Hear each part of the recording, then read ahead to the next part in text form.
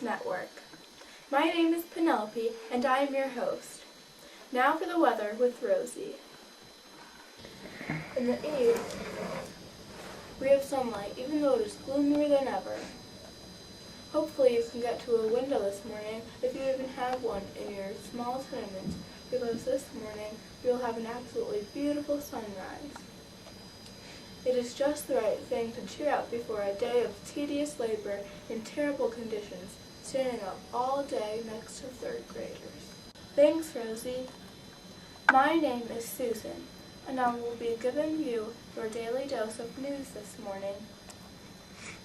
And, well, Mr. Jack Johnson won the fight of the century against avid racist James Jeffries.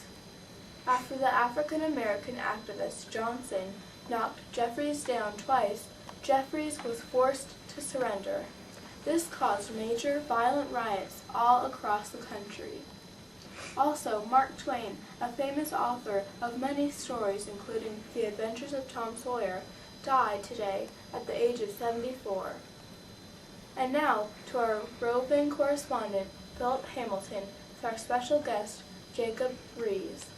Well, Mr.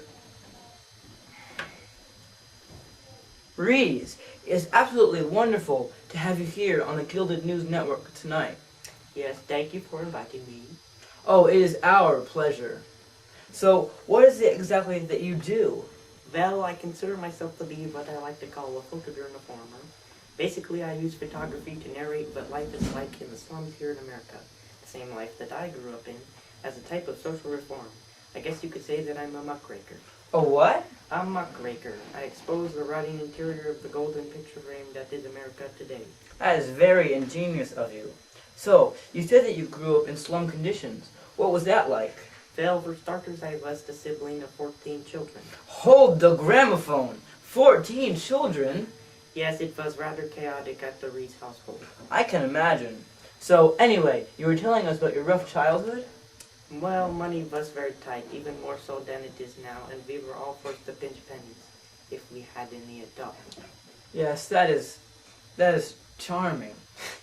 Then, when I was 11 years old, one of my brothers drowned.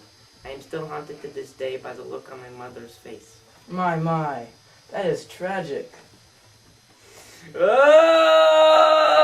All better now? Hoity-toity. Right. So, anyway, we hear that you like books, Mr. Riis. Mr. Riis? What? You're a bit of a bookworm. Oh yes, I love reading. Anything with birds in it, you won't be able to separate me for hours. I'm gonna check the cue cards. What? Oh, nothing. What? Come on, spill it. I didn't say anything. Oh, whatever. I could have sworn he said something. Oh well, so anyway, I most particularly enjoy the works of Charles Dickens and James Fenimore Cooper. They're absolutely wonderful. Could they have possibly influenced yourself and your work? Oh, certainly. My stern father and these books had great impacts on me. They're what made me who I am. Your father also influenced you? Yes, he was a school teacher and an editor back in a newspaper in Denmark. He was very strict, but I admired him like a god. So, did he work several jobs? He had to feed all 13 of us. That is quite a feat, and I can see why he is so austere. Austere. Could you say he practiced tough love? He definitely could. My father could definitely have been described as authoritarian too, most of the time. But I always loved him. That brings us to our next question, Mr. Riis. Did you ever tell anyone that was not a family member that you loved them? Well, when I was 16, I fell in love with a goddess named Elizabeth Gortz. Apparently, she did not see me the same way, though. I proposed to her, and she declined. I was very depressed, and came to America to make a fortune for to prove to her that I was not the HOORRAY she thought she knew. And when you came to America? I was not prepared for the experience at all. America was in the midst of a depression. I was near starvation for nearly 3 years, and my only friend was a stray dog. And then, just as I believed I had hit rock bottom, my furry hobo friend was beaten to death by a police officer. I couldn't believe it, and in my anger, I was inspired to expose these evil deeds to the rest of the world. Was that the end of the Elizabeth Gortz worshipping? Well, not quite. Hey, what happened? I proposed to her again, and she declined again. She didn't. She did, and I was heartbroken. Oh, how tragic. Next question. Some say that you are some sort of a bigot, a racist, and a sexist.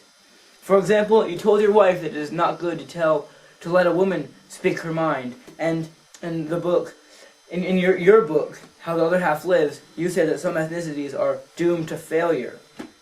Well, that is just hoity-toity. I have said some racist and sexist things in my time, but haven't we all? Well, you published a book with racist tendencies in it. Yes, but that was a long time ago. 20 years to be exact. 20 years, that was some time ago. So, Mr. Riis, it is said that you are one of the pioneers of modern photography because of the way that you use flash in your photos. What gave you this idea? Well, I needed something to better light up the darker slums that I took pictures in. But the flash bulb had already been invented. Why didn't you just use that? Well, I did use a flash bulb, but I needed a flash that would last longer, so I worked to improve the German recipe for the flash bulb, known as Blitzlichtpulver. This was extremely dangerous. How did you further improve the design? What I did was I replaced the magnesium flare with lye sprinkled gunpowder, which cut the weight of the bulb in half. This also extended the burning time of the flash. That's great. I think we're done here. What? Man, where are you going? Well, that's our show. Tomorrow tune in for a memorial service to our dear, beloved author, Mark Twain, along with an exclusive viewing of his never-before-seen collection of rotting frames. Bye-bye now.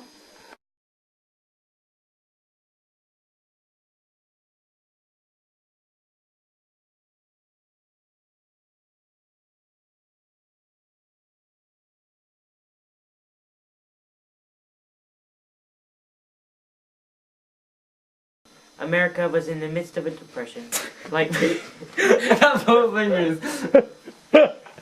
Did you ever fall in love with someone that wasn't a family member? and in my anger, I was expired.